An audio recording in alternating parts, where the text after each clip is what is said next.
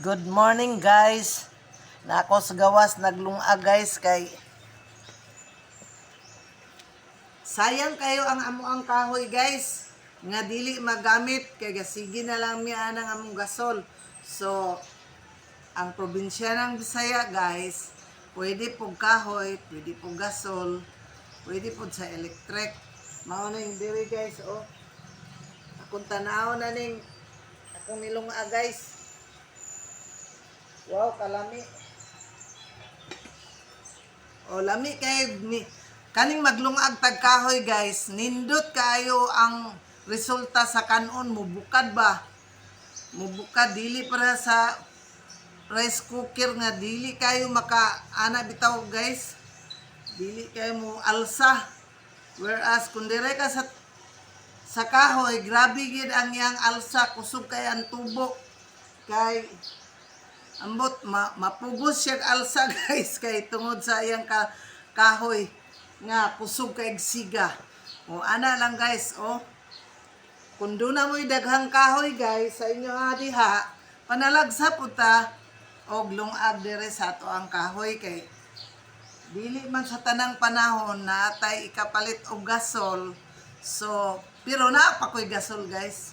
Ako lang gi-utilize ning among mga kahoy dire so na ako sa gawas og magsugba pud mig mga karne og isda diri pud mi guys. Pero sa karon naglungag gyud ko kay diri gid sa gawas kay nasayang og daghan namong kahoy guys, ulan og init wala lang muralag na lata. So karon ako gyud gigamit ang amoang kani guys kay para kahoy og ang amoang abuhan sa gawas.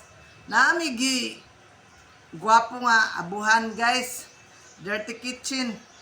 Pagbaha guys kay nasayod man mo nga perting lapawa, nahugno gyud kay ang amo ang lapaw pa nako ang tubig diri guys nga gibahan mi. So pagkahuman sa baha ang lapok guys tagataman gyud dinhi og napuan na pud mig panglimpyo.